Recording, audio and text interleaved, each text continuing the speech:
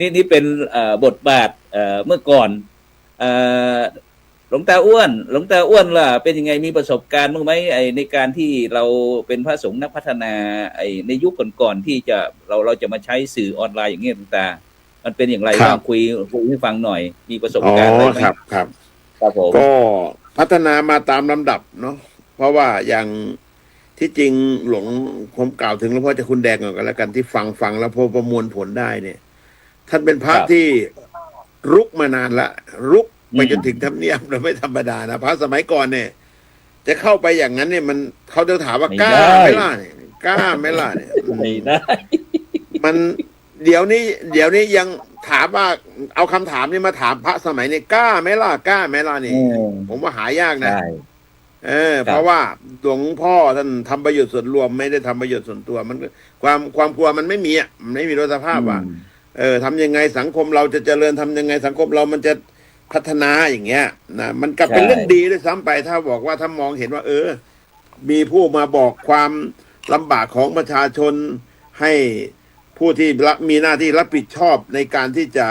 ไปช่วยแก้ไขมันเป็นเรื่องดีด้วยซ้ำไหมถ้ามองนะครับแต่ได้คือบทบาทมันก็มีเฉพาะเป็นบางองค์ใช่ไหมล่ะมันมีแต่เฉพาะหลวงพ่อแดงแล้วที่ท่านมองเห็นแล้วท่านก็ไม่ได้หยุดนิ่งอยู่เฉยต้องทำจนกระทั่งได้เป็นทุกวันนี้นะทุกวันนี้หลวงพ่อแดงก็ยังไม่หยุดนะผมก็เป็นพระเป็นพระค่อยๆเป็นมาไม่ได้เก่งเหมือนหลวงพ่อแดงอ่ะต้องขอกันตัวเองมาก่อนไม่ได้เก่งเหมือนหลวงพ่อแดงแต่เป็นพระไม่หยุดเหมือนกันนะไม่หยุดในการที่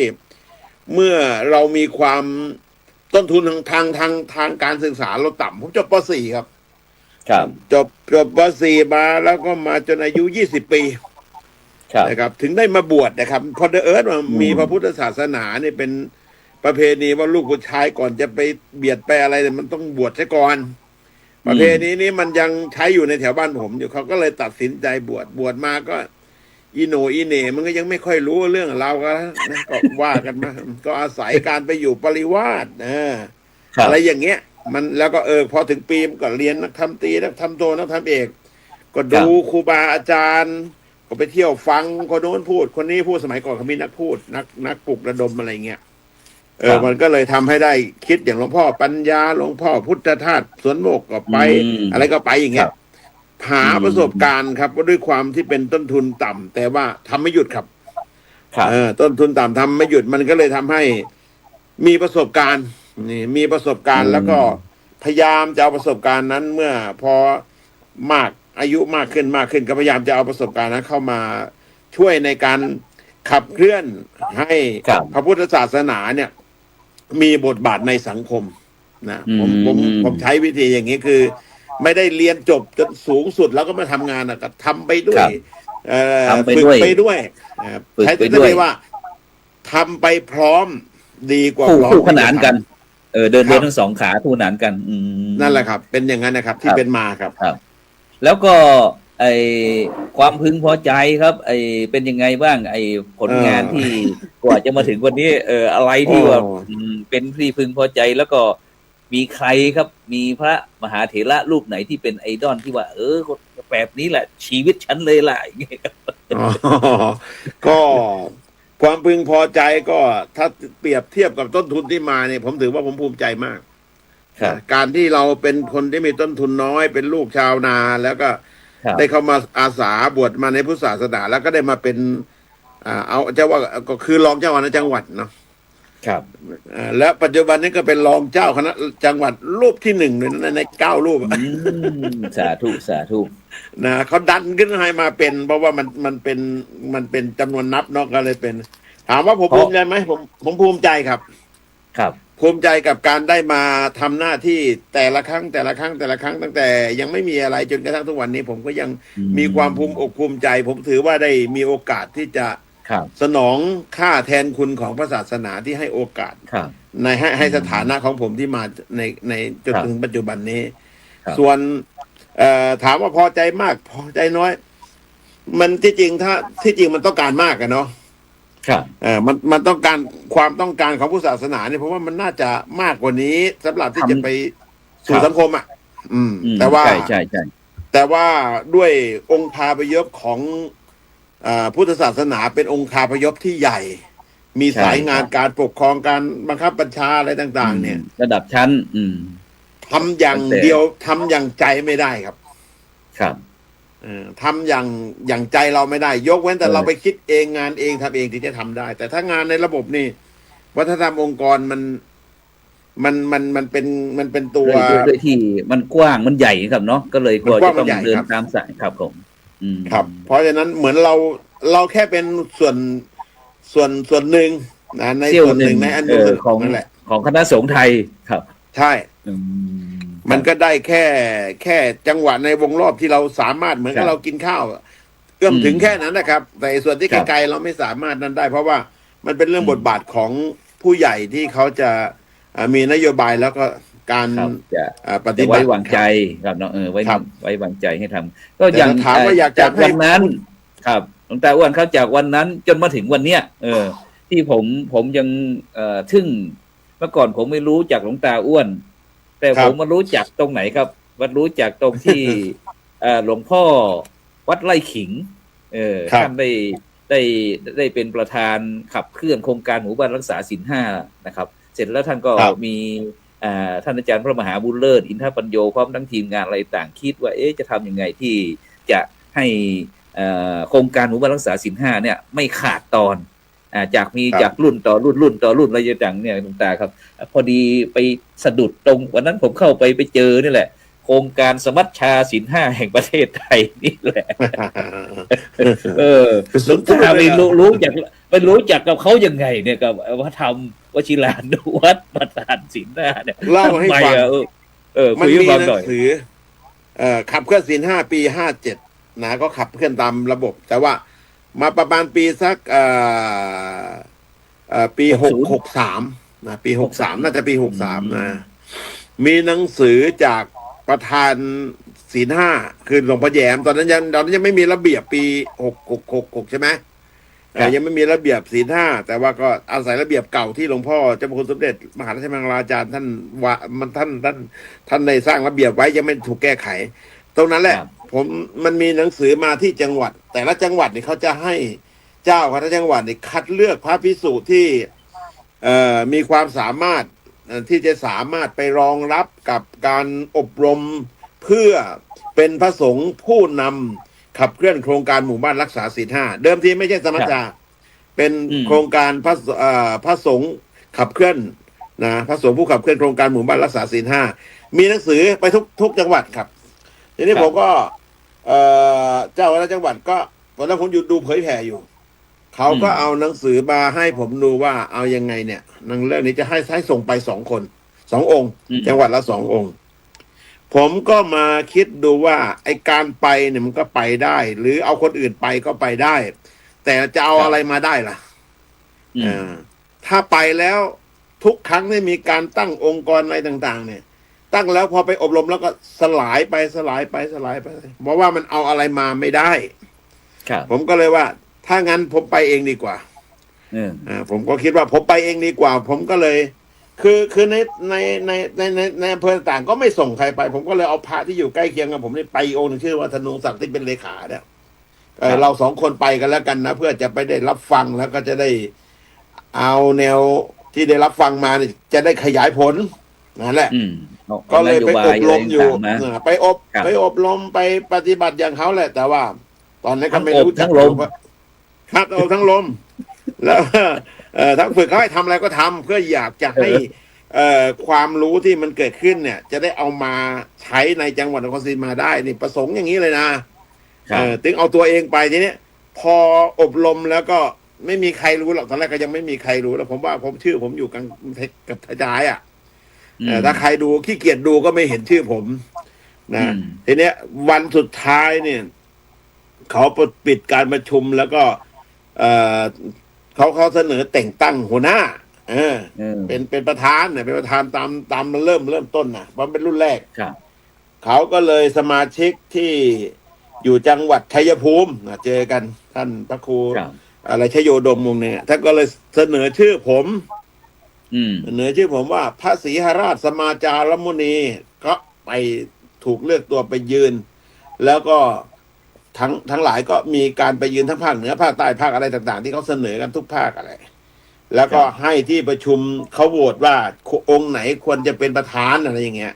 อืม ที่ประชุมก็เห็นผมเป็นเจ้าคุณองค์เดียวในที่ตรงนั้นเขาคงจะเอาองค์เจ้าคุณนี่แหละเขาก็เลยยกมือให้ผมพอยกมือให้ผมแล้วก็เลยหลวงพ่อแย้มก็เลยว่าโอ้มันมีเจ้าคุณเป็นรองจังหวัดมาด้วยเหรออะไรเงี้ยก็เลยรู้กันว่าอ๋อหลวงตาอ้วนเนี่ย เป็นรองเจ้าคณะจังหวัดเป็นพระราชาคณะองค์เดียวที่ไปอบรมเขาก็เลยยกให้นั่นแหละ อืม ก็เลยได้แนวตรงนี้แหละ จึงขยับมารุ่น2รุ่น3รุ่น4แล้วก็กลายเป็นสมัชชาหมู่บ้านรักษาศีล5ครับผม ครับจนถึงปัจจุบันโอ้โหนี่ครับผมว่าเป็นเพ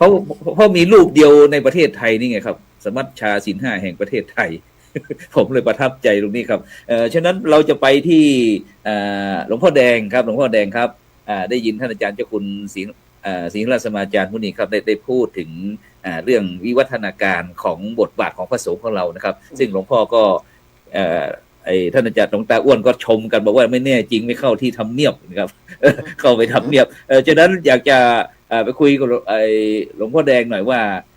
บทบาทของพระคุณเจ้าของเราในปัจจุบันเนี่ยครับตั้งแต่วันนั้นที่หลวงตาหลวงพ่อแดงได้เดินเข้าไปที่ทำเนียบไปถึงรัฐบุรุษตอนนั้นดำรงตำแหน่งนายกรัฐมนตรีของประเทศไทยเนี่ยครับแล้วมาปัจจุบันนี่หลวงตาหลวงพ่อแดงครับบทบาทของพระสงฆ์เราจะต้องใช้ยังต้องใช้แบบยุคที่หลวงพ่อแดงเคยเดินเข้ารัฐสภาไหมครับหลวงพ่อครับในยุคปัจจุบันนี้ถือว่าเทคโนโลยีอะไรมันทันสมัยหมดทุกเรื่องนะครับแต่ว่าการทำงานของพระสงฆ์นี่ก็ยังต้องเดินเข้าออกอำเภอจังหวัดต้องไปถึงทำเนียบรัฐบาลเช่นเดิมครับเพราะว่าถ้าเราไม่ตามเรื่องของเราที่เรานำเสนอไปเนี่ยเรื่องมันก็มันไปไม่ถึงมันไม่ถึงสุดอ่ะมันไปไม่สุดครับความจริงแล้วคณะสงฆ์ไทยเนี่ยวางหลักเกณฑ์ไว้เป๊ะเลยเรื่องหน่วยอบรมประชาชนประจำตำบลเนี่ยโอ้สาธุเลยผมถึงต้องพูดบ่อยว่าหน่วยอบรมประชาชนประจำตำบลนี่แหละมันเป็นโครงการแม่ข่ายใหญ่มันมี8องค์กรเนี่ยที่รองรับอยู่แล้วผ่านมหาสมาคมแล้วเป็นกฎหมายพรบคณะสงฆ์รับรองแล้วครับเพราะผมทำงานมาก่อนที่หลวงพ่อฟื้นจะฮอตเรื่องอบต.นะครับผมทำมาก่อนนะผมทำมาก่อนผมทำมาตั้งสมัยเป็นลูกวัดแล้วอบต.ก็ปี18ผมเป็นสมภารปี19พอดีครับแต่ว่าผมทำงานมาก่อนแล้วงานที่ผมทำในสมัยนั้นผมไม่ได้สร้างวัดนะผมเป็นเจ้าวาดปี19เนี่ย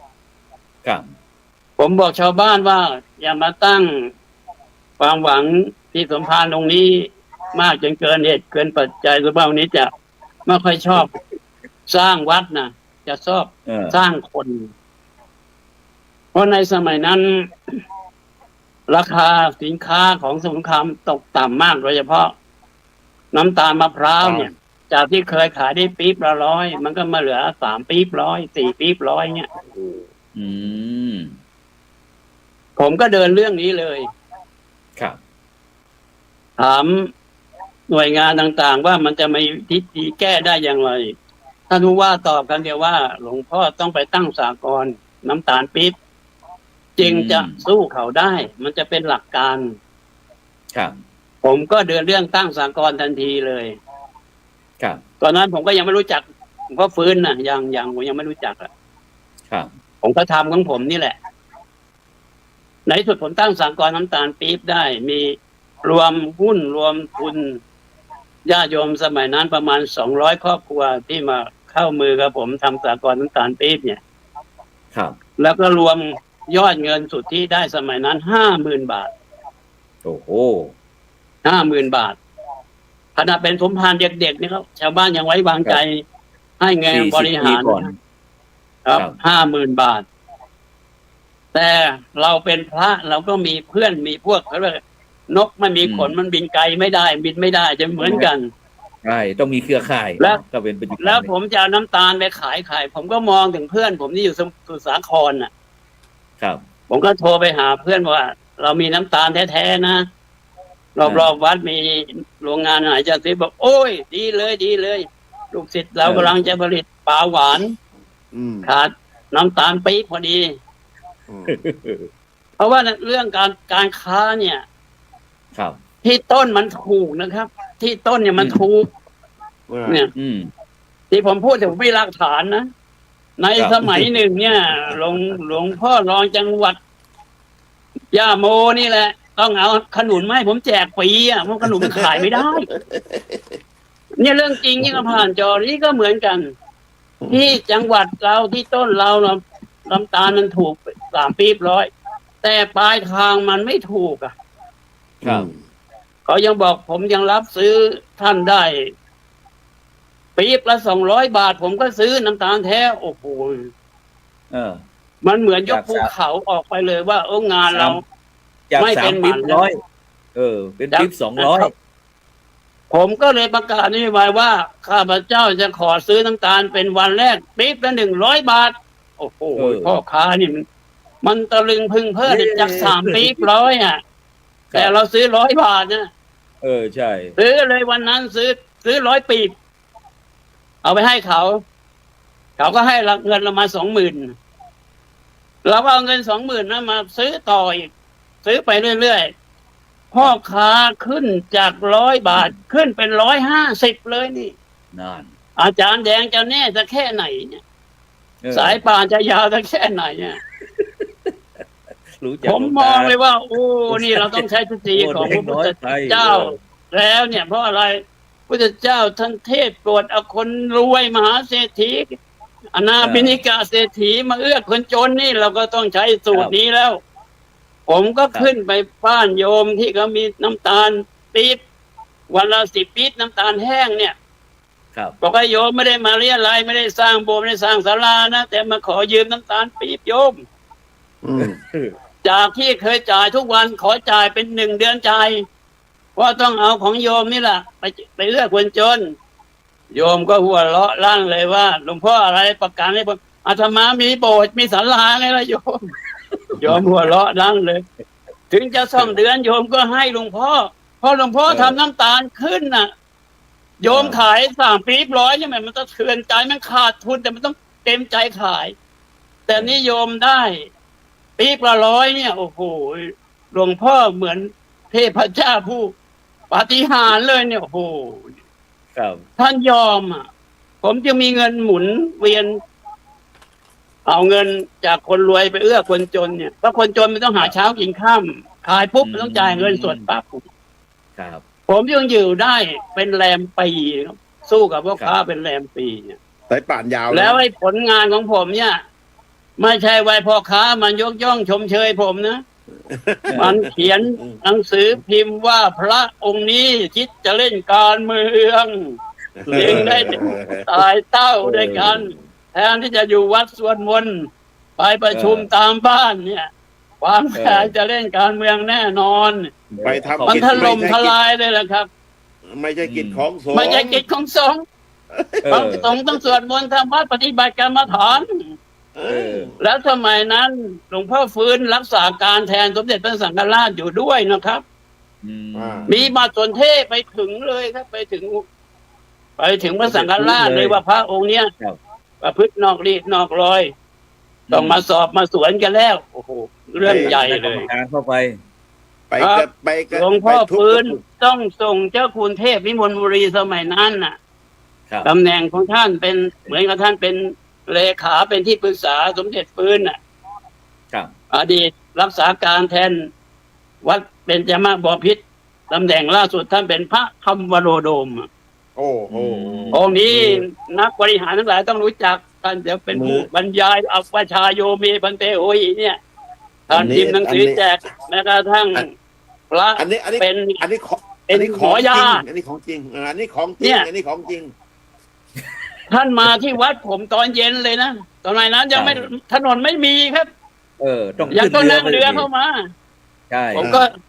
ก็กำลังจะทำสต๊อกเก็บน้ำตาลพอดีจีวรไม่ห่มแล้วหลวงพ่อจะมาจับผมศึกยังไง ผมกำลังมีคดีอยู่เนี่ยอุ้ยอย่าพูดอย่างนั้น เรามาดี เราไม่ใช่มาไล่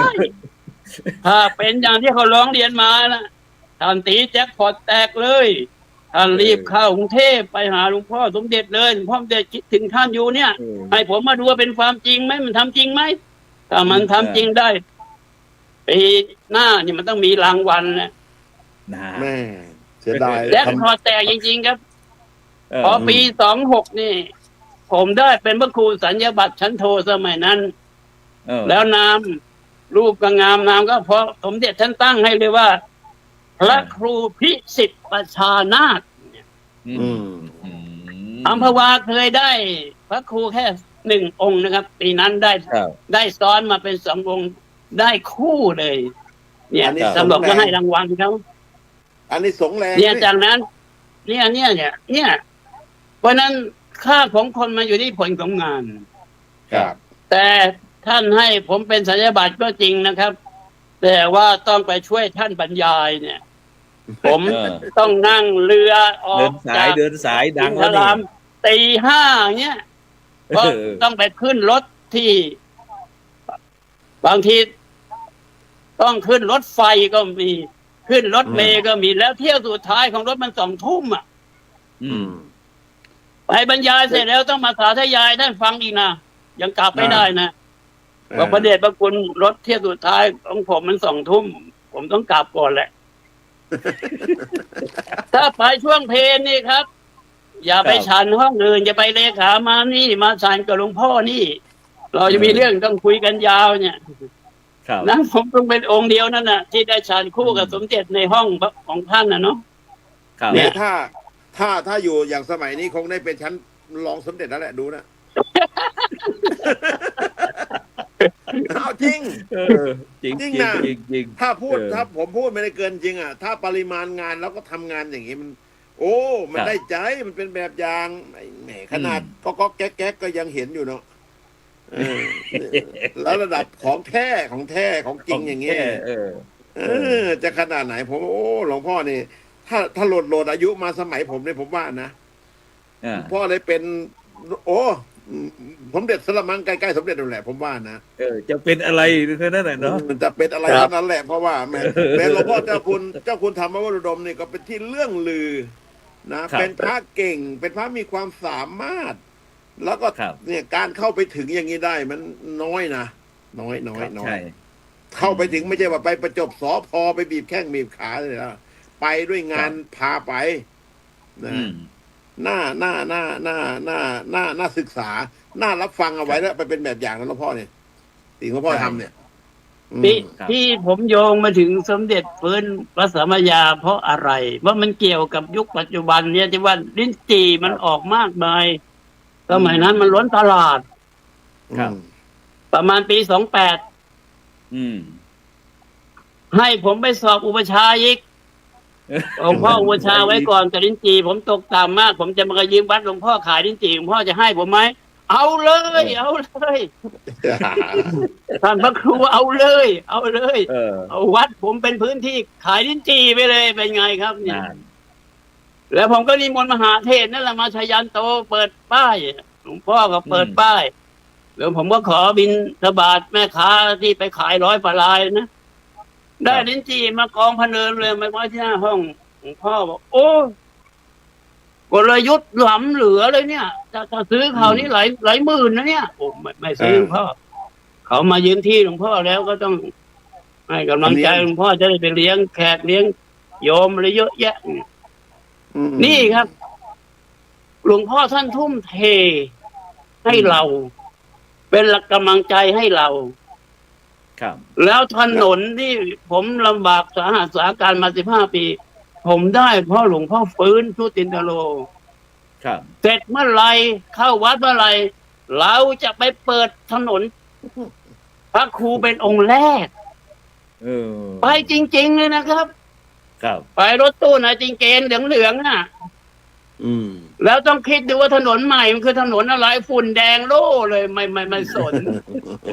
เราต้องให้กำลังใจพรรคเขาทำงานนี่ละงานอบตละ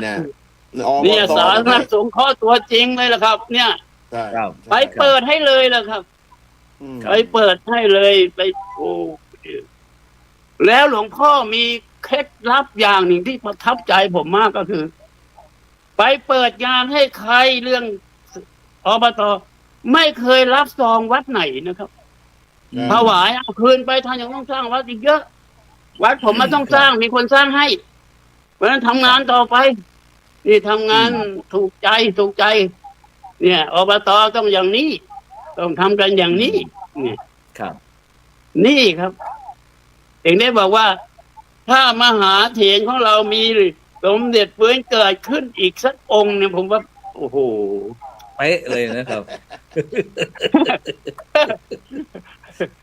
รัดก็รัดสิครับสู้เราไม่ได้หรอกครับเนี่ย เออ จริง เพราะ จริง ท่านไปบรรยายนี่มันสง่างามมาก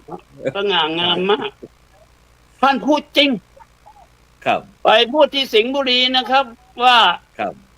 พระของฉันถ้าเก่งหนึ่งองค์ในอำเภอใดอำเภอหนึ่งเนี่ย เอาแค่องค์เดียวพอ อืม ศักยภาพไม่แพ้นายอำเภอ โอ้โห อืม พุ่งว้าวหนวดกระดิกเลยอ่ะ ครับ แล้วก็กินหมากเจ็บๆท่านชอบหมากเลย ท่านก็ ยกตัวอย่าง ครับ งบประมาณเนี่ยมาที่อำเภอจังหวัดเรียบร้อยแล้วจะจัดถนนอยู่แล้ว แต่ที่ดินยังขอไม่ได้อ่ะ จะต้องส่งงบคืนอ่ะผู้ว่าไปขอไปบ้างเอาเพียบเรียบร้อยเขาก็ไม่ให้ ใครไปขอเขาก็ไม่ให้โอ้ยท้ายต้องมาอัญเชิญพระของฉันไปขอ เออ พอพระท่าน ติดประชานาถ คุยเลย ว่าโยมเขาก็ทำถนนมาโยมไม่ให้ถนนเขาไม่เซ็นให้เขาไปเซ็นได้ยังไงมาให้คารวาสหัวดำถ้าพระอย่างท่านมาวันแรกเซ็นให้อยู่แล้วนี่ท่านไม่มาเองท่านเล่นตัวเองเราผิดจริงครับเนี่ยท่านบอกเลยเนี่ยพระท่านขอเก่งให้ถนนจึงใช้ได้ทำได้วิ่งได้จนทุกวันเนี้ยที่ประชุมก็เงียบไปเนี่ย อืม ท่านยกเหตุปัจจัยนี้มันสมดุลมันเหมาะกับยุคนั้นสมัยนั้นเลยนะครับ และผมยังได้ฟังพระมหาเถระท่านพูดว่าโอ้ยยุคหลวงพ่อฟื้นท่านทำมาเดียวเราดีหมดแล้ว ยุคเราที่ไม่ต้องทำอย่างเดียวเสวยอย่างเดียว เป็นยังไงครับ โอ้โหงั้นเลยเหรอ แทนที่จะต่อยอดหลวงพ่อใช่ไหมก็ว่าสบายแล้วท่านทำไว้เยอะแยะมากมายนี่เลยครับเรื่องจริงที่เขาผ่านจอ ผมไป เลย เป็นชาติใช่ไหม อีก100 ปีใช่ไหมพ่อ เพราะฉะนั้นเอาแค่อดีตเนี่ยหลวงพ่อเวลาแทบจะไม่ทันนี่มันจะเข้า3 ทุ่มแล้วอะเอาแค่ยกอดีตของพระ ครับ ที่ท่านทำงานในอดีตเนี่ย ครับ อีก10 นาที3 ทุ่มเนี่ยนี่หลวงพ่อลองคิดดูแล้วเราจะไปอนาคตปัจจุบันเนี่ยมันจะถึงไหมล่ะเนี่ยผมก็ต้องถวายหลวงพ่ออ้วนของผมเนี่ย ผมยังแซมพ่ออ้วนนิดนึงว่า ผมเป็นสมัชชา รุ่นที่2นะครับ รุ่นที่2ผมนี่คือพ่ออ้วนรุ่นที่1ผมรุ่นที่2 ครับ ผมก็ถูกคัดเลือกไปว่า รุ่นนี้ไม่มีใครเหมาะสมเท่าหลวงพ่อแดงอีกแล้วอ้าวเอาอีกแล้ว แดงอีกแล้วก็แย่ผม อีกแล้ว เขาเรียกหลวงพี่ ต้องหลวงพี่มาเมื่อก็ไม่มีใครจะมาเท่าหลวงพ่อแดงหรอกประธานอีกแล้ว ผมได้รับการแต่งตั้งเป็น หลวงพ่อแย้ม ป ใช่ ระ ไหม ธานสมัชชาของขนกลางเท่ากับเป็นรองประธานของหลวงตาอ้วน อืม แล้วผมก็ไม่รู้จักหลวงตาอ้วนนะผมก็คอมเมนต์ไปตามสเต็ปของผมว่าทำงานเนี่ยมันต้องพึ่งได้ใจถึง ผมก็โดนแย้งเหมือนกันมีคนขัดแย้งท่านเป็นแค่ประธานหน่วยกลางเดี๋ยวจะไปแซงท่านประธานใหญ่ก็เอาอย่างนั้นไปหลวงพ่ออ้วนท่านก็เลยคอมเมนต์มาว่า คนทำงานเราเกิดมาเพื่อทำงานเพื่อพัฒนาองค์กรเราไม่ให้ทะเลาะกัน เรื่องก็เงียบไปบอกประธานนี่ใช้ได้งั้นเราต้องช่วยประธาน ผมเลยจัดทอดผ้าป่าทอดผ้าป่าให้หลวงตาอ้วนน่ะ เพราะว่าประธานไม่มีเงินมันก็ไม่มี มันก็แค่เสากระโดงหรือเจดีย์เก่าๆใช่ไหมผมก็เลยจัดทอดผ้าป่าได้1 ล้านบาทน่ะ โอ้ เนี่ยผมก็ฝากให้หลวงพ่ออ้วนบริหารจัดการเลยโดยใช้ซองของหลวงพ่ออ้วน แต่ผมออกวัตถุมงคล10,000 ชุด ผมบอกตะกรุดให้10,000 ชุด ตะกรุดจันเพน จันเพนดำน้ำเสกให้ด้วยนะสมัยนั้นไม่ได้เลยวิชาของเกจิสายรุ่มแม่น้ำแม่กลองต้องดำน้ำลงไปเสก นี่ ถ้าไม่เสกไม่ขังใช่ไหม ไม่ขังเพราะว่าที่ว่า แม่เข้าไปหลับตาในน้ำนี่มันก็รู้อยู่แล้วว่ามีอะไรพูดปีพี่ตาเลยมันเยอะแยะไปหมด เนี่ย ครับ ตอนนี้เขาก็มาเชิญให้ดำบอกไม่ไหวแล้วแก่แล้วเดี๋ยวดำไม่พอ แกไปดำแทนฉันเถอะใช่ไหม ผมไม่รับแล้ว เรียกว่า ไม่ ครบถ้วนเลยนะทั้ง นี่ ปู นี่ ทั้ง นี่ หมุน เนี่ย ก่อนมาเป็นนักวิชาการเนี่ย เดี๋ยวนี้เป็นนักวิชาการแล้ว วิชาการไม่เอาแล้วปลุกเสกไม่ไปแล้วบอกโอ้ยปลุกมาจะปลุกยังไงแล้ว เนี่ย เลยกลาย ตอน เป็น เนี้ย แล้วต่อไปเนี่ยถ้าเงินมันใกล้หมดแล้วหลวงตาอ้วนเนี่ยก็จะต้อง มาหาหลวงพ่ ใช้ อแดง ส อีก ปิ แล้ว ริตแล้วว่าเนี่ยเพราะว่าตอนเนี้ยตาอ้วนฟังฝางมากรู้จักเพื่อนพ้องน้องพี่ทั้งหนเหนือหนกลางหนใต้ตะวันออกเนี่ย ครับ มันต้องทอด เป็ ผ้าน ซุปเปอร์ไฮเวย์ ป่า แล้ว คราวนี้ให้ได้มากกว่า1 ล้านนะจะบอกให้ ครับ มันขอถวาย ครับ หลวงพ่ออ้วนพระเจ้าคุณอ้วนว่ะเนี่ย เดินเรื่องต่อผมคงแค่นี้ ต้อง ครับ ต่อไม่ได้ต้อง หลวงพ่อแดงครับ ต่ วันนี้เราเพิ่มถวายเวลาให้หลวงพ่อแดงอีกครึ่งชั่วโมงครับนั่นแหละ3 ทุ่มครึ่งเราถึงจะหยุดกัน ได้ วันนี้เต็ม ไม่มี ที่ ปัญหา ครับวันนี้นะครับ เพราะพระมหาเถระโอ้โหเกจิอาจารย์ทั้งนักวิชาการ เห็นไหม พร้อมทุกสิ่งทุกอย่าง กว่า จะให้เวลาก ว่า ชั่วโมง จะ ไม่ ได้ พอครับ กว่าจะได้มาเป็นเจ้าคุณหลวงพ่อแดงเนี่ยนะ ใช่ ถ้าไม่เอาถ้าไม่จัดการความรู้ไอ้ knowledge management นี่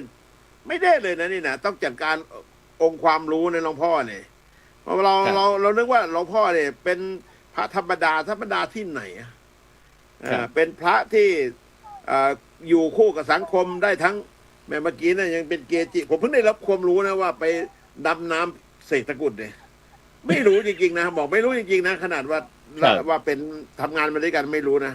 ถ้าหลวงพ่อไม่บอกวันนี้ไม่รู้นะเพราะฉะนั้นองค์ความรู้ของหลวงพ่อแดงนี่ยังอยู่อีกเยอะนะยังอยู่อีกเยอะนะแต่เพียงแต่ว่าเราจะจัดการกับความรู้ของหลวงพ่อยังไง ตอนนี้ยิ่งถ้าท่านไปเป็น ผมว่าท่านน่าจะเป็นผอสแล้วไม่ใช่ไหม ใช่ เป็นไง ครับ พ่ พ อ ศอยู่แล้วครับพศดรอยู่แล้วครับตอนนี้ครับ อาจ เป็น จะ ผอ ขึ้น ส พ แล้ว ศอีกด้วย เดี๋ยวก็เป็นรอสออีกว่ะ ปลายปีเขาขอรอสอให้แล้วครับ ว่าแหละ จะติดปลายปีนี่แหละครับรอสอแล้ว มาทำไมต้นไม้มาดกตอนท้ายๆเนาะเลื่อนไปฉลาดฉลาดมั้งนี่นะฮะแม่เนี่ยเขาเรียกว่าผู้ที่มีประสบการณ์อย่างหลวงพ่อแดงนี่แล้วก็มีใจอย่างหลวงพ่อนี่มันหายากนะผมว่าหายากเป็นแบบอย่างเป็นบุคคลที่มีความสำคัญเป็นแบบอย่างให้คณะสงฆ์นะผมได้กำลังใจจากหลวงพ่อเลยแหละนะผมก็มีส่วนหนึ่งแต่ว่าอีกส่วนหนึ่งผมก็ได้กำลังใจจากหลวงพ่อเพราะว่าหลวงพ่อจะไม่หยุดเอาไงแก ใช่ ทำงานไม่หยุดเหมือนหนุ่ม17จากว่านั่นแหละนะก็ทำแหลกลานเลยนะจนกระทั่งเดี๋ยวนี้ถ้าพูดถึงเรื่องมจรผมว่าเขายอมหลวงพ่อแดงนะเรื่องการศึกษาเนี่ยผมกำลังวันนี้ก็ไปคุยกับพ่อคุยเรื่องมหาลัยของหลวงพ่อนั่นแหละ ครับ ว่าไงครับคุยไง กำลังจะเปิดมหาลัยอะไรชุมชนที่ว่าเนี่ยครับพระต้องตากำลังวันนี้อาจารย์เขาไปคุยละนะ25 คน แล้วจะเปิดปีนี้ด้วยนะเปิดหลักสูตรเหมือนหลวงพ่อแดงเปิดนั่นแหละ เปิดที่ไหนตาอ้วน สถาบันพัฒนาชาวพุทธ เปิดที่วัดพระนารายณ์เราเหรอ ไม่ใช่ที่วัดครับ ที่สถาบันที่ผมไปทำกลางทุ่งนานะครับ อ๋อครับ เพราะว่าผมเห็นตัวอย่างหลวงพ่อแดงใช้การศึกษาเพื่อพัฒนาไอ้ท้องถิ่นน่ะ เพราะว่าเราจะพัฒนาแต่ว่าบางทีเราไม่ได้ใส่ไม่มีระบบแม้แต่ผู้นำที่เป็น ท้องถิ่นก็จริงเนี่ยเขาเป็นผู้นำก็จริง ผู้นำท้อ แต่ ถิ่น ว่า ชุมชนท้องถิ่น เขานำตามกฎหมายเฉยแต่เขาไม่ได้เอาความรู้ไปทำลายความยากจนหรือความไม่มีหนทางของคนในสังคมเนี่ยผมก็เลยว่า ถ้าเราเอาการศึกษาไปช่วยบ้างนะแบบเรานะผมไม่เอาแบบที่ว่ามันจะแก้ไขได้เนี่ย ผมว่ามันจะช่วยเป็นแรงให้เราได้อีกทางหนึ่งนะแล้วเราก็จะได้สมาชิกได้คนในสังคมมาเป็นฐานทางศาสนาเราได้ ผมคิดอย่างนั้น ครับ วันนี้ก็เลยคุยแล้วก็เราโอเคแล้วนะเดี๋ยวก็ที่นี้ก็จะไปเอาพระเรามาเรียนผมจะเอาพระก่อน แล้วก็กำลังให้เขียนหลักสูตรของงานปกครองงานศึกษางานเผยแผ่งานสาธารณูปการศึกษาสงเคราะห์สาธารณสงเคราะห์นี่ให้มันเป็นสาระของหลักสูตรจริง ๆ แล้วเราก็จะได้ให้เจ้าวาดที่เขาเป็นเจ้าวาดมาเรียนแล้วก็สามารถบางอย่างมันสามารถเทียบโอนได้อย่างเงี้ยในเนื้องานกันเนาะอันแหละก็ก็คิดว่าจะทำอย่างนั้นแหละนะแล้วต่อไปก็จะได้ผมก็จะเอาทายกอีกนะเห็นอย่างมหาบุรุษท่านทำทายกผมก็จะทำทายกกันแหละเอาเรื่องของการศึกษาเพื่อให้เกิดประกาศนียบัตรก็ได้ครับต้องเอาอย่างนั้นแหละครับผมเอาเจ้าคุณอุดมบัณฑิตมาเป็นที่ปรึกษาหรือเปล่านั่นแหละเดี๋ยวต้องปรึกษาเขาจะมีเวลาให้ผมไหมนวัตกรรมทางสังคมเนี่ยนะโอ้ยแต่หลวงตาอ้วนขอแล้วต้องมาอยู่แล้ว มาเชียงใหม่ยังมาได้ ไปโคราชไม่ได้ไงไม่มีก็ยังไม่ได้ขอเขานะแต่ถ้าได้ก็ดีเพราะว่าบางทีถ้าเราไปบุกแบบบางทีมันก็เหนื่อยเนาะบางทีก็เหนื่อยไปทุกที่ทุกถิ่นแต่บางถ้าเรามาจับเรื่องความรู้เรื่องวิชาการบ้างมันก็ช่วยได้มันช่วยได้แรงถ้าเราได้คนที่เขามีประสิทธิภาพมาเรียนแล้วมันก็ทำให้ขยายผลแนวทางการอุดมการณ์ของเราที่จะต้องพัฒนาได้อย่างนี้นะครับครับแล้วน้องก็แดงเนาะครับผมถ้าเห็นด้วยถ้านั่นเนี่ยเอาตามหลวงพ่อนั่นแหละแล้วอย่างที่หลวงพ่อแดงที่หมายความว่าส่งเสริมผู้นำชุมชนท้องถิ่นหลวงพ่อแดงทำยังไงครับผมก็เปิดหลักสูตรปีนี้ผมเปิดปีที่ 3แล้วนะครับปีแรกผมเปิดหลักสูตรย่อๆเขาเรียกปบทประกาศนียบัตรการบริหารท้องถิ่นปีแรกมีผู้ใหญ่บ้านกำนันสจสทนายกอบตมาเรียน66 รายโอ้ห้องกว่าปีนี้น้อยหน่อย27 รายก็มันจะหมดจะไปรับประกาศนียบัตรที่วังน้อยมหาวิทยาลัยจุฬาลงกรณ์วังน้อยมหาวิทยาลัยใหญ่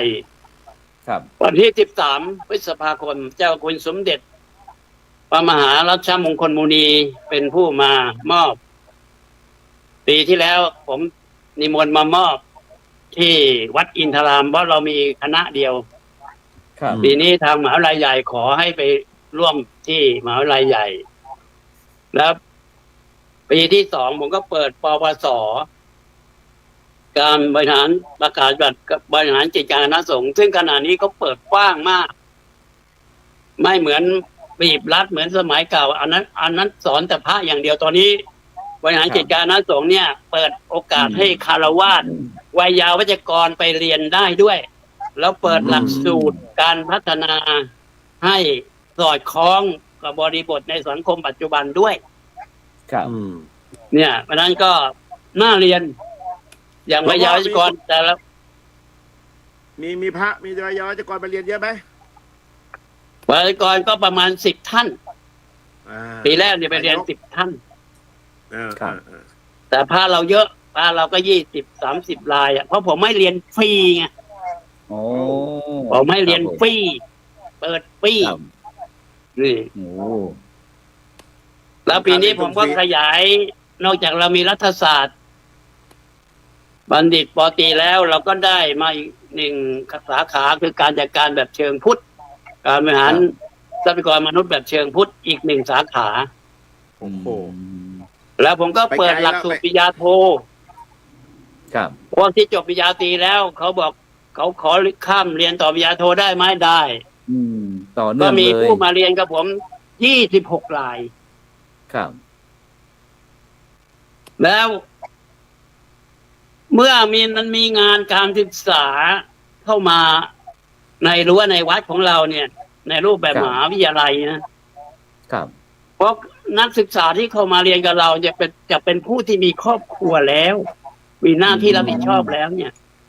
มันไม่ยากต่อการที่เราจะเอานโยบายของเราที่เรามีอยู่แล้วเราหมดอย่างเนี้ยอย่าง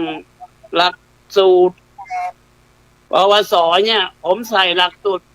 อบตเข้าไปเต็มเล่มเลย ครับ ผมจัดให้เต็มเล่มเลยอ่ะ อ่า มันพระบางองค์เขายังไม่รู้ว่าอบตคืออะไรอ่ะเจ้าอาวาส ใช่ เจ้าอาวาสรูปไหนเขาไม่รู้ อืม ว่าอบตมันคืออะไร ครับ ตั้งแต่สิน เนี่ย ตั้งแต่ พอ สินทรัพย์ เข้ามาเรียนเขารู้เลยอ๋อหลวงพ่อแดงบริหารงานเนี่ย มันถูกหลักของการปกครองคณะสงฆ์6 ด้านเลยนะเนี่ย มันไม่ได้ผิดเพี้ยนไม่ได้คิดเองทำเองหรอกนี่แหละ อืม เราทำไปตามกรอบก็ทำวินัยกฎหมายบ้านเมือง เนี่ย และประกาศสิบัตรปวทนี่กำนันผู้ใหญ่บ้าน พวกที่เป็นหัวเบี้ยทั้งหลายเจอหน้าแบบโอ้ยลูกศิษย์ที่มาเรียนสมัยก่อน มันเป็นสมาชิกมันไม่พูดอะไรเลย มันยกมืออย่างเดียว เดี๋ยวนี้ไม่ได้แล้ว นายกพูดผิดมันซัดให้เลยอ่ะ สวน บอกว่า เลย นายกจะเก็บเงินไว้ที่สำนักงานกับประหลัดจะสูเอียไม่ได้นะ จะเก็บเงินสดไว้ได้แค่5 ล้านเท่านั้น นั่น นอกนั้น นายกต้องเอาเงินมา พัฒนา อาชีพประชาชน รายได้ประชาชนปากท้องประชาชนถนนหนทางที่เขาปลุกสลายไปซ่อมให้เขา ครับ ถ้านายกไม่ทำ157มันคอยนายกอยู่นะอ่า เออ แล้วมันลุกล้ำมาถึงในกุฏิด้วยนะบอกพระเรียนสอนหมดน่ะ พระที่เป็นเจ้าอาวาสก็157คอยอยู่นะครับถ้าทำไม่ถูกต้องตามพระธรรมวินัยตามไม่ถูกต้องตามกฎหมาย เอาเงินวัดเขาไปใช้ส่วนตัวเนี่ย157ก็คอยหลวงพี่อยู่นะ เจ้าพนักงาน เนี่ยสอนขนาดนี้นะอาจารย์ ครับ เราต้องเปิดหมวกให้ชาวบ้านเขารู้ว่า พระเรามีหน้าที่อย่างไรบริหารแบบไหน ไม่ใช่เช้าเอนเพนนอนรอยตะกิจนิมนต์เนี้ยมันไม่ใช่ มันไม่ใช่ อืม เราต้องบริหารองค์กร6ของเราให้เชิงประจักษ์แล้วก็ยังมีหน่วยงานอื่นรองรับ ในฐานะที่ผมเป็นประธานสาธารณสุขจังหวัดสมุทรสงครามเจ้าหน้าที่จังหวัดให้ผมใส่หมวกใบนี้แล้วไม่ให้ถอดด้วยว่าหลวงพ่อจะเป็นที่ปรึกษาเจ้าหน้าภาคไปคุม4 จังหวัด แต่ตำแหน่งนี้ต้องอยู่กับผม เพราะหลวงพ่อลาออกเมื่อไหร่ผมก็ไม่อนุมัติ เพราะคนจะมาแทนหลวงพ่อมันไม่มีแบบนี้ หลวงพ่อไปแทนผมได้ทุกอย่าง ท่านเอาเรื่องของผมเนี่ยไปพูดที่สภาสมัชชาประชุมระดับภาคอะนะมันบอกว่าสาธารณสงเคราะห์ของผมนี่มัน100 ตัวแล้ว หลวงพ่อแดงช่วยทั้งจังหวัดช่วยทั้งนอกจังหวัดช่วยทั่วประเทศเนี่ย แล้วไม่ไปองค์เดียวนะเอาเจ้าหน้าภาคไปด้วย เอาเจ้าหนไปด้วย เอาจังหวัดเอาอำเภอไปด้วย เนี่ยไม่ได้เก่งคนเดียวนะหลวงพ่อนะเนี่ยเก่งคนเดียวไม่ได้แล้ว มันต้องเก่งกันเป็นทีม ไม่ได้วัน เราอยู่ แล้ว หนกลางแล้วก็ต้องชู หัวเบี้ยของเราคือเจ้าคณะหนนั่นแหละ ครับ แล้วก็โทรไปบอกท่านก่อนนะว่าขอชื่อขึ้นไปเอาเลยพ่อแดงไฟเขียวอ้าวเนี่ย มันก็ทำงานกันสนุกเนี่ย นี่คือการหลักทำงานที่ถูกต้องตามบทบาท ที่เขามอบหมายให้เรา อย่าไปทำเกินบทบาทไม่ได้ก็บทบาทไม่ได้เนี่ย ครับ พอมีการศึกษาก็ดีขึ้นนะพ่อเนาะ ดีมากเลยเมื่อล่าสุดนี้ผมจัดงานลิ้นจี่ถือว่า เป็นไงครับ ประสบความสำเร็จเกิน100ลิ้นจี่ของผมปีนี้ออกมาก 3,500 ตันนะ3,500 ตันคิดว่าบ้านปลายของลิ้นจี่มันคงจะต้องเหลือ3 โล 100 4 โล 100แน่นอนเพราะลิ้นจี่ปริมาณก็เลยนิมานซัพพลายแหละของมีมากตลาดต้องการน้อยปีนี้ดกใช่ไหม ดกมากดกมาก ผมก็เลยจัดตลาด แทนที่ลิ้นจี่ออกมากจะไปปรึกษาผู้ว่า แต่มาปรึกษาพ่อแดงดีฝ่าพ่อแดงช่วยได้ พ่อแดงก็เลยเปิดวัดเลย เปิดวัด นึกว่าเป็นผู้ว่าหรือเปล่า ขายมาตั้งแต่วัน ที่ 1ถึงวันที่30นี่หมดแล้ว ครับ โอ้ ธรรมดาเคยแจกสมัชชา700 กว่าแห่งแต่ปีนี้ไม่ได้แจก ไม่ได้แจกเลย ไม่ได้แจกเลยครับ มันไม่ทัน มัน ไม่พอ งานมันซ้อนงาน งานมันซ้อนงาน งานมันซ้อนงาน ลิ้นจี่ขายหมดแล้ว ชาวบ้านแฮปปี้แล้วท่านนายอำเภอมาขอเปิดวัดอีกจัดพิธีการแข่งเรือ อนุรักษ์ ครับ วัฒนธรรมการท่องเที่ยวทางน้ำห ค ล รั ว บ งพ่อแดงรับได้ไหมได้ นึกว่ามันจะเป็นงานเล็กๆที่ไหนได้ คนแห่มาเต็มวัด ข้าวหุงไป20 กระทะอะครับ คนมันมากขนาดนั้นน่ะ แกงเขียวหวาน20 กระทะ ไม่พออีก ครับ ก็ยอมว่าทางวิชาการด้านคารวะไปอาตมา ครับ ฝ่ายสงฆ์ว่าเรื่องกินไป เนี่ย อืม ก็เลยทำให้เหมือนกับตอนนี้วัดอินทรามเป็นศูนย์รวมของกิจกรรมต่างๆ ทั้งในอำเภอในจังหวัด จะมาประชุมก็ที่นี่ จะมาทำกิจกรรมต่างๆก็ที่นี่เนี่ย แล้ว วัดเป็น รายการ วัดเป็น คุณขอมาก็เพียบเลย เป็นที่ปรึกษา หน่วยงานนั้นหน่วยงานนี้โอ้ดีแล้วมะพร้าวแก่ยิ่งแก่ยิ่งมันมะพร้าวเขาไม่เอามะพร้าวหนุ่มไปแกงหรอกเขาไม่เอามะพร้าวคุณมะพร้าวอ่อนไปแกงเขาเอามะพร้าวแก่ ครับ มีคนก็ถามว่าเมื่อไหร่จะเริ่มพัฒนาเสียทีหลวงพ่อ เออ เนี่ย ฉันมีลูก3 คนแล้วนะจะมาเรียนอนุบาลเรียนที่โรงเรียนพ่อ เปิดเด็กก่อนเกณฑ์เนี่ยตอนนี้ฉันมีลูก3 คนแล้ว เออ หลวงพ่อก็ยังพัฒนาอยู่บอก อืม มีลมก็มีเรื่องแหละ อืม มันหมดลมวันไหนก็หมดเรื่องวันนั้นแหละยังบอกว่าลูกหลานเอ้ยหลวงพ่อไม่ตกงานหลวงพ่อมีงานทำหลวงพ่อมีความสุขนะไปมายายไหนก็เสียงดัง ครับ แต่ถ้าตกงานวันไหนหลวงพ่อมีความทุกข์เพราะไม่มีงานทำมันมีความทุกข์ไอซ์เมอร์มันรออยู่นะเนี่ย ใช่ นี่มันบรรดาพระหนุ่มทั้งหลายเนี่ยต้องระวังเลยนะถ้าตก ใช่ งานเมื่อไหร่แล้วก็ไอซ์เมอร์มันคอยอยู่นะเนี่ย มันจะมาเป็นเพื่อน ว่า เรา หลวง เล พ่อย แดงไม่เตือนนะพระหนุ่มๆทั้งหลาย นี่แหละ ครับหลวงตาอ้วน นี่เขาฟังหลวงพ่ออ้วนบ้างแหละ ครับ ผมได้ยินหลวงพ่อแดงคุยให้ฟังเนี่ยเราในฐานะที่เป็นคนรุ่นใหม่เนี่ยเราจะต้องอย่างเมื่อกี้ได้ยินแต่หลวงตาอ้วนบอกว่าจะต้องมีการถอดบทเรียนอะไรต่างๆเนี่ยเราจะพัฒนาให้มีหลวงพ่อแดง1 2 3 4 5 6 7 8 9 10มันไม่ขาดตอนยังไงดีครับ คือเราไม่ต้องการไปเริ่มต้นใหม่หรือเป็นดั้นด้นอะไรเงี้ยมันมีบทที่สำเร็จของบุคลากรเนาะหลวงพ่อแดงถือว่าเป็นปูชนียบุคคลที่ใครเราจะไปเคยทำงานร่วมกับหลวงพ่อเจ้าพระคุณสมเด็จพระพุทธาจารย์สมเด็จพระพุทธโฆษาจารย์แบบถึงลูกถึงคนเนี่ยไม่มี ผมเนี่ยเกิดมายังไม่ได้เห็นเลยไม่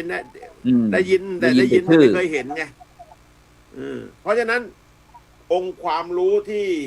เป็นประสบการณ์การทำงานท่ามกลางความยากลำบากแล้วก็ได้ความสำเร็จเนี่ยผมว่าสิ่งเหล่านี้ไม่อยากให้เลือนจางหายไปนะถ้าเราสามารถหลวงพ่อเอาความรู้ของหลวงพ่อเนี่ยหลวงพ่อพูดไปเดี๋ยวเราก็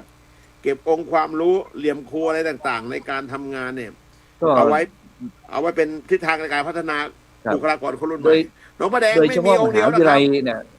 มหาลัยสงฆ์เนี่ยครับอาจารย์ครับหลวงตาอ้วนเนาะมหาวิทยาลัยสงฆ์เราจำเป็นที่จะต้องมีพระรุ่นใหม่เข้ามา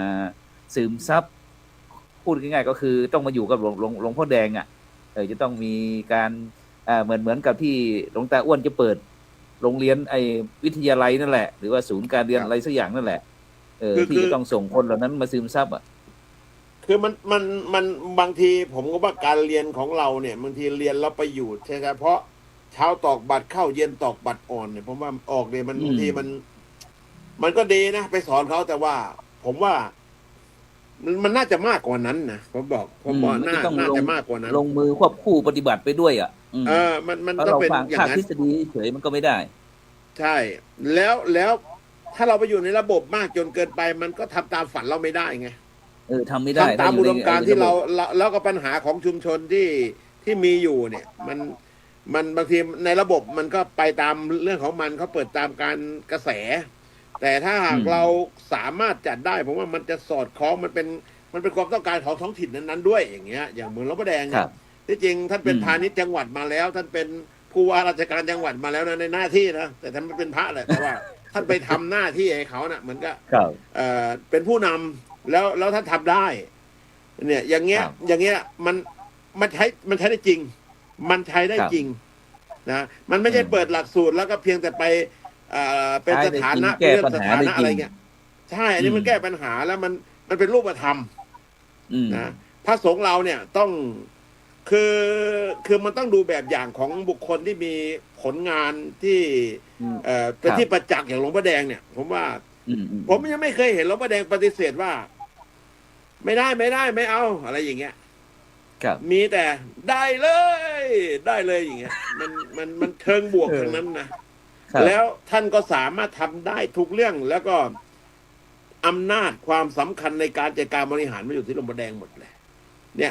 ถ้าพระสงฆ์เราดูอย่างเงี้ยมันจะได้เป็น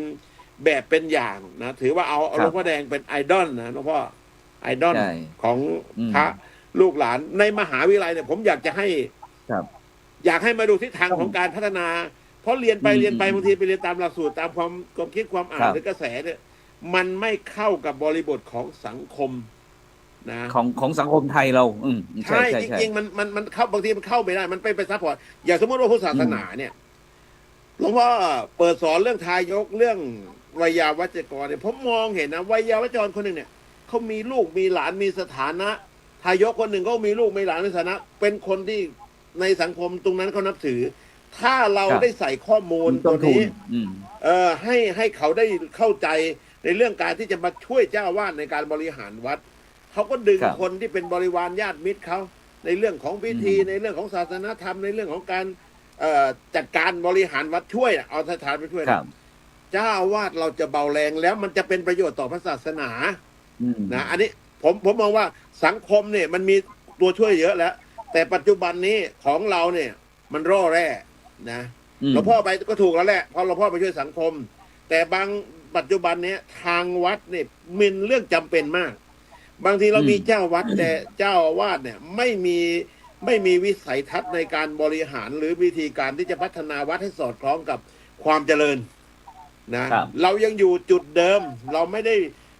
เอาความเปลี่ยนแปลงมาปรับปรุงเหมือนพระพุทธเจ้าว่าทุกอย่างมันมีการเปลี่ยนแปลงผันอยู่ตลอดเวลาเราไม่ได้มีตรงนี้เพราะฉะนั้นเราจะเห็นวัดบางวัดเนี่ยบางวัดนะบางวัดก็เหมือนตกยุคแล้วบางวัดก็พัฒนาไปไม่ได้อย่างเงี้ยแล้วบางวัดก็มีกรณีปัญหาอะไรต่างๆวุ่นวายสับสนเพราะฉะนั้นผมเลยมองเนี่ยต่อไปเนี่ยถ้าหากว่าเรามาเปิดเผยมันหลวงพ่อแดงหมดเผยที่ว่าเนี่ยเจ้าอาวาสเป็นเจ้าพนักงานตามกฎหมายอาญาเนี่ยวิยาวัจกรก็ดีอะไรก็เนี่ยการกระทำทุกอย่างมีระเบียบปฏิบัติมีอำนาจหน้าที่ตามกฎหมายเนี่ยเขาจะได้รู้ทั่วแล้วก็จะได้เป็นกรอบมาช่วยกันรักษาศาสนาด้วยผมคิดอย่างนี้แต่ทางบ้านทางโยมเนี่ยบ้านเมืองช่วยเยอะเราก็ช่วยนะแต่ว่าตอนนี้ผมว่าควรจะหันกลับมาดูพระเราบ้างมาดูวัดเราบ้างหลวงพ่อแดงใช่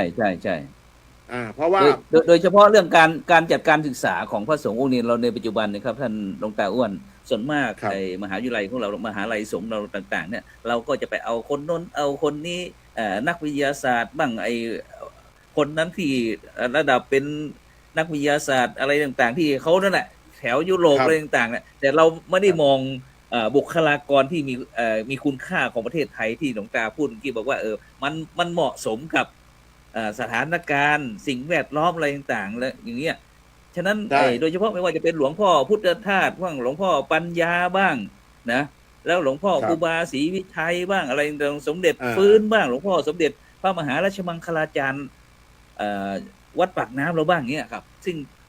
บุคคลเหล่านี้ล้วนแต่เป็นภูมิปัญญาของคณะสงฆ์ไทยเราถือว่าเป็นสุดยอดแต่พวกเราไม่เคยศึกษาหนึ่งแต่ว่าแต่เรากลับไปศึกษาคนอื่นท่านเหล่านี้เป็นคนที่เข้าใจบริบทของสังคมไทยอย่างท่านออกศีลห้าเนี่ยผมมองเลยว่าศีลห้าตอนนี้มันค้ำสังคมให้อยู่ในความปกตินะถ้าถอดศีลห้าไปเมื่อไหร่เนี่ยสังคมจะวุ่นวายเพราะนั้นอย่างนี้ต่างหากที่เราจะต้องใส่เข้าไปในพระภิกษุใหม่ๆที่เป็นเจ้าอาวาสหรือเป็นบทที่มีบทบาทหน้าที่เนี่ยให้เข้าใจสังคมแล้วก็จะได้จะปรับจะแก้ยังไงก็ช่างเถอะ แต่ว่าถ้าเราได้พัฒนาตัวบุคลากรของเราแล้วมันก็จะมีโอกาสที่จะเป็นผู้นำทางด้านการพัฒนา แต่ทุกวันนี้บางทีเราปล่อยไปคนพูดก็พูดไปไอ้คนปฏิบัติหน้าที่ปีทั้งปีก็ไม่ได้เสริมศักยภาพ หรือไม่ได้ทฤษฎีใหม่ๆหรือหลักอันเดิมก็ลืมมาอย่างเงี้ยบางทีมันทำให้วัดเรามีแต่ว่าในความมีเนี่ยเราไม่ได้มี รู้สึกว่า คุณภาพเอางี้แล้วกันนะ มันเหมือนกับ มีก็ได้ไม่มีก็ได้อย่างนี้หลวงตาแต่เมื่อก่อนเนี่ยถ้าชุมชนทุกหมู่บ้านเขาจะต้องมีวัดเนี่ยมันบ่งบอกถึงเรื่องศักยภาพคุณภาพเรื่องความรักความสามัคคีความเลื่อมใสอะไรต่างๆของต่อพระพุทธศาสนาแต่ในปัจจุบันเนี่ยมีก็ได้ไม่มีก็ได้วัดไปก็ได้ไม่ไปก็ได้อย่างเงี้ยถ้าความสำคัญของคนไทยที่ดั้งเดิมเนี่ยไปจับที่อยู่ที่ไหนกลางป่ากลางเขาไปจับหมู่บ้านอะไรเนี่ยจะสงวนที่ไว้สร้างวัดเลยนะเพื่อเอาพระเข้าไปเป็นสัญลักษณ์ของศีลธรรมเป็นเครื่องพัฒนากล่อมเกลาจิตใจของประชาชนไล่ให้มีขวัญมีกำลังใจตรงนั้นด้วยแต่ปัจจุบันเนี่ยมันคำที่สองที่ท่านพระครูเสริฐผลว่ามีก็ได้ไม่มีก็ได้มันถึงหมายถึงว่าคุณภาพของเราที่จะไปเป็นประโยชน์ต่อการชี้นำทิศทางจิตใจของประชาชนให้ไปในทางที่ถูกต้องเนี่ยมันเริ่มลดค่ามันเริ่มลดค่าเพราะฉะนั้นเมื่อลดค่าเนี่ยมีก็ได้ไม่มีก็ได้ถึงภาวะอันตรายแล้วถึงภาวะอันตรายแล้วแต่ก่อนเนี่ยเวลาเขาจะสร้างฟาร์มจะมีผลกระทบส่งกลิ่นมาที่วัดที่ชุมชนหรือจะมาสร้างเขื่อนจะมาทำอะไรโยมคิดไม่ได้เขาจะพูดไงไปถามหลวงพ่อแดงก่อนหลวงพ่อแดงเป็นเจ้าอาวาสวันนี้ถ้าหลวงพ่อแดงว่าไงฉันว่างั้นนี่สมัยก่อนอย่างนั้นนะแต่เดี๋ยวนี้ไม่นะไม่มีอย่างนั้นเลยไม่มีเลยมาก็ชนเองเลยอย่างเงี้ยนะจะได้เห็นว่าสมัยก่อนเนี่ยพระเราเนี่ยเป็นผู้นำทางจิตวิญญาณนะในการตัดสินใจหรือนำอะไรต่างๆเนี่ยมันที่ทำให้สังคมไทยดำรงอยู่ได้ด้วยความมั่นคงไงแต่ถ้าปัจจุบันนี้มีก็ได้ไม่มีก็ได้นี่แสดงว่ามันเริ่มเปลี่ยนทิศทางแล้วแหละนะเปลี่ยนทิศทางต่อไปมันไม่มีก็ไม่เห็นเป็นไรเลยอย่างเงี้ยเดี๋ยวบางทีนึกได้แค่ห้องน้ำกับตลาดนัดตอนเย็นเนี่ยมันก็ไม่ไหวแล้วครับฉะนั้นตรงนี้ขณะฉะนั้นก็วันนี้บรรดาท่านผู้ฟังท่านผู้ชมก็กำลังติดตามรายการเห็นธรรมเห็นเราเห็นธรรมซึ่งวันนี้ได้รับความเมตตาจากหลวงพ่อเจ้าคุณพระเมธีวชิรประชาธรหรือว่าหลวงพ่อแดงผู้ช่วยศาสตราจารย์ดร.แห่งวัดอินทารามอำเภออัมพวาจังหวัดสมุทรสงครามแล้วก็หลวงตาอ้วนหลวงพ่อพระราชวชิรศรีมาพรรองเจ้าคณะจังหวัดนครราชสีมาหรือว่าโคราชนั่นเองฉะนั้นเราได้มาคุยกันถึงเรื่องบทบาทว่าพระสงฆ์ในยุคใหม่จะอย่างไรดีซึ่งทั้งสองรูปทั้งสองท่านได้สะท้อนซึ่งหลวงพ่อแดงได้คุยตั้งแต่สมัยก่อนที่หลวงพ่อสมเด็จฟื้นชุตินทโลสิจะได้ตั้งโครงการหน่วยอบรมประชาชนประจำตำบลหรือว่าอปตซึ่งในปัจจุบันนี้บอกว่าบางท่านบางคนอาจจะไม่รู้จักด้วยซ้ำไปจะรู้แต่อบตคือองค์การบริหารส่วนตำบลอะไรต่างๆเนี่ยฉะนั้นตรงเนี้ยเป็นบทบาทผลงานของหลวงพ่อสมเด็จฟื้นชุตินทโลที่ได้ฝากโครงการดีๆเพื่อที่จะให้พระสงฆ์นักพัฒนาต่างๆได้นำเป็นอุปกรณ์ในเป็นเครื่องมือในการที่จะพัฒนาชุมชนสังคมประเทศชาติแล้วก็อย่างที่หลวงตาอ้วนบอกว่าหลวงพ่อสมเด็จพระมหาราชมังคลาจารย์ช่วงวรปุญญมหาเถระอดีตผู้ปฏิบัติหน้าที่สมเด็จพระสังฆราชก็ได้ผลิตโครงการหมู่บ้านรักษาศีล5ซึ่งเพื่อที่จะสร้างความรักความสามัคคีความรักใคร่ความปรองดองสมานฉันท์ของคนในสังคมเช่นเดียวกันฉะนั้นหลวงพ่อแดงครับอย่างที่หลวงตาอ้วนได้พูดเนี่ยหลังจากที่หลวงพ่อแดงได้ผ่านจุดสมัยยุคหลวงพ่อสมเด็จฟื้นนะครับแล้วก็ได้มาพบในปัจจุบันเนี่ยฉะนั้นหลวงพ่อแดงมองอะไรในอนาคตได้เห็นถึงต้องรีบมาจัดการศึกษานะครับโดยเฉพาะจัดการศึกษาที่วัดอินทารามพวกเราแม้กระทั่งให้เรียนฟรีเงี้ยหลวงพ่อความจริงระดับปริญญาตรีปริญญาโทนี่มันไม่ได้นะหลวงพ่อหลวงพ่อทำได้ไงเนี่ยทำด้วยอุดมการณ์เนี่ยเขาบอกว่าหลวงพ่ออย่างปีเนี้ยรัฐศาสตร์มาสมัคร100 ชีวิตแหละทหารนี่ยกกองร้อยมาเรียนเลยนะเพราะทหารมีแนวคิด คิดใหม่เปลี่ยนใหม่ว่าถ้าไม่จบปริญญาตรีไม่มีสิทธิ์จะติดดาวนะทางทหารจึงฝ่ายฟ้าต้องจบปริญญาพอไปบรรยายที่ค่ายว่าของเราเปิดปีเนี่ยปีนี้รับได้แค่20เท่านั้นนอกนั้นเก็บไว้ปีหน้าบ้างท่านผบ.เอารถมาส่งเองเลยครับนี่การศึกษาทางโลก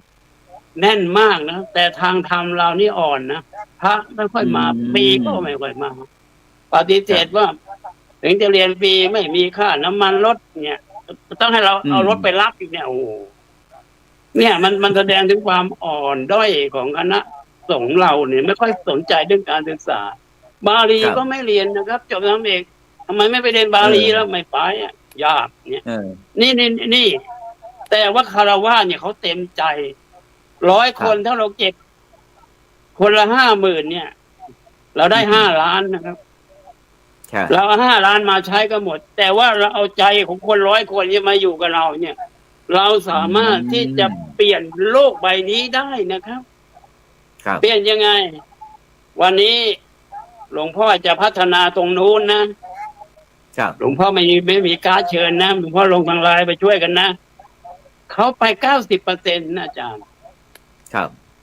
หลวงพ่อจะอนุรักษ์ทางน้ำนะหลวงพ่อทำพินจีสำเร็จแล้วนะหลวงพ่อจะอนุรักษ์ทางน้ำหลวงพ่อจะเปิดให้สมุทรสงครามเป็นเวนิสตะวันออกนะเวนิสตะวันตกมันอยู่ที่ฝรั่งเขาเวนิสตะวันออกมันต้องอยู่ที่สมุทรสงครามเนี่ยพวกเราไปช่วยกันอนุรักษ์เรือนะไปรักษาเรือนะ1 ปีคุณก็เอาเรือมาพายมาแข่งเอาพ่นผ้าป่ามาหลวงพ่อ1 ต้นมากน้อยหลวงพ่อไม่ได้กำหนดเขายอมรับในเมื่อเขาศรัทธาเขายอมรับอ่ะแต่ถ้าเราไปเก็บตังค์เขาโอ้ยไม่เอาหลวงพ่อหนูจ่ายตังค์แล้วหลวงพ่อจะมาตีเรียกอะไรกับหนูเนี้ยแต่อันนี้ไม่ใช่เลยภูมิปัญญาเดิมขนมไทยขนมอะไรก็ตามเนี่ยมันจะหมดไปแล้ว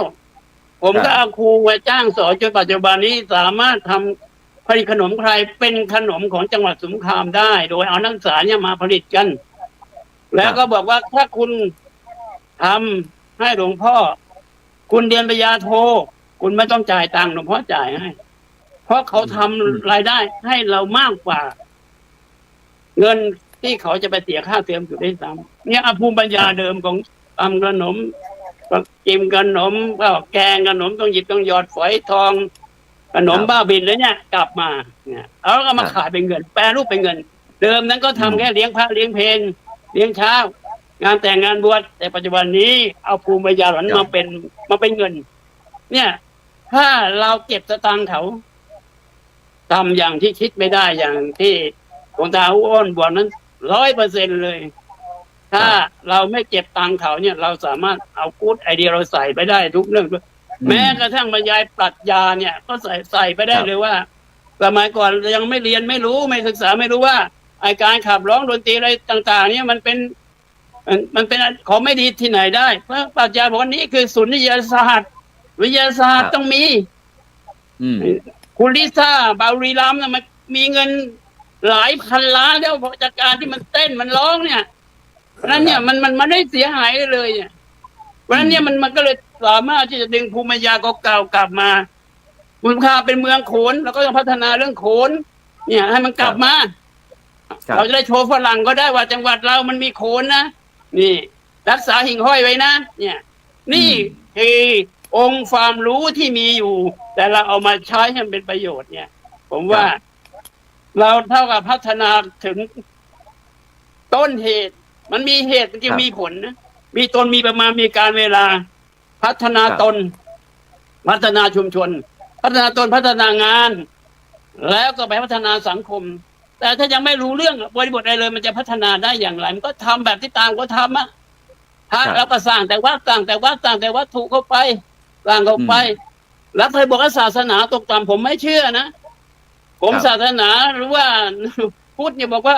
วัดเนี่ยยังขอมาอีกหลายพันวัดนะยังไม่เกิดเนี่ยจะขอเนี่ย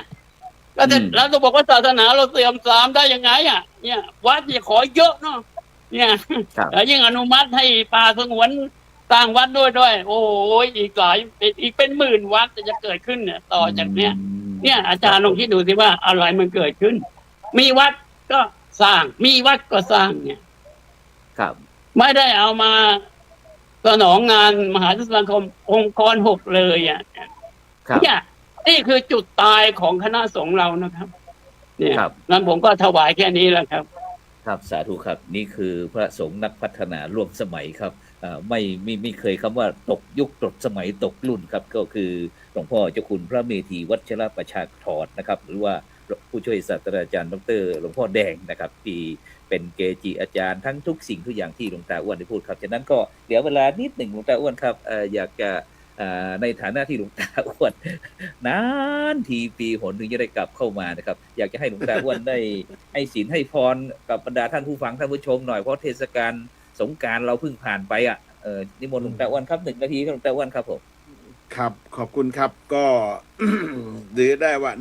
ได้มาคุยกันมันก็สร้างแนวคิดมุมมองที่สอดคล้องกับความเปลี่ยนแปลงของสังคมเราเนาะเพราะบางทีเราไม่ได้มาแลกเปลี่ยนกันอยู่ใครอยู่มันก็มองเห็นแต่เฉพาะไอ้บริเวณที่เราอยู่ใช่ไหมแต่ถ้าได้มาแลกเปลี่ยนอย่างนี้ก็ได้วิสัยทัศน์ได้มุมมองในเรื่องต่างๆการบริหารจัดการแต่ละพื้นที่มันก็มีวิธีการที่จัดการเนี่ยผมอยากให้การสร้างองค์ความรู้อะไรต่างๆเนี่ยให้ดูบริบทของสังคมไทยเราเนี่ยเป็นเรื่องสำคัญนะต้องเป็นที่1นะเพราะว่าการศึกษาต้องเอามาช่วยพัฒนาคนในสังคมเพราะงั้นถ้าเราจะไม่ดูแลบริบทของสังคมว่าเขามีอะไรบ้างทุนของสังคมที่มีอยู่เนี่ยบางทีก็ล้มหายตายจากไปเพราะว่าเราไม่ได้เราไปเอาแต่สิ่งใหม่ๆเข้ามานะอย่างที่หลวงพ่อแดงว่าขนมไทยหรือว่าการอาชีพอะไรอย่างที่ไทยๆเนี่ยถ้าเราไม่ได้ช่วยกัน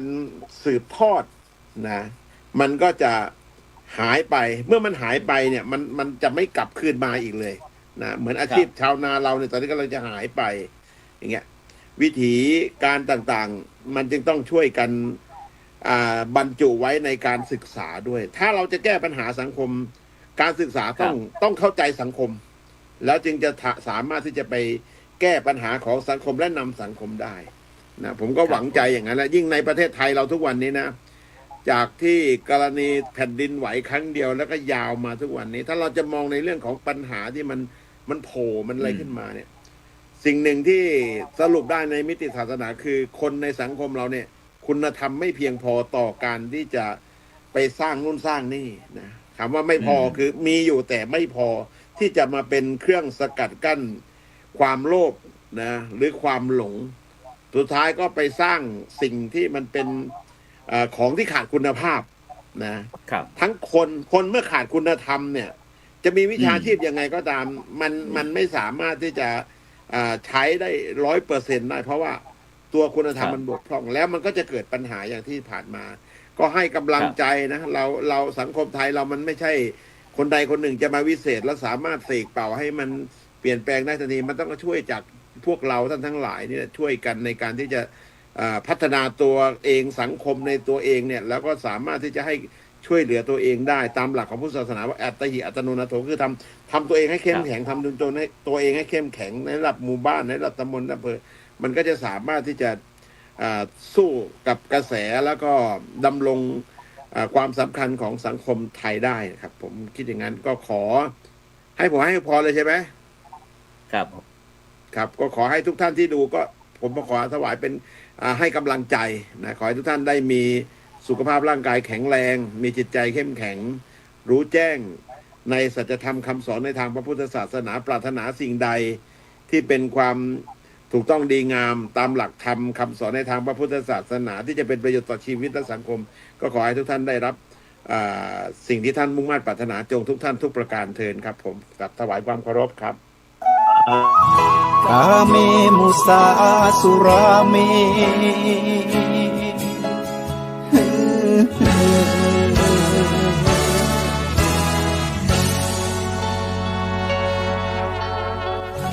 ศีลคือข้อห้าม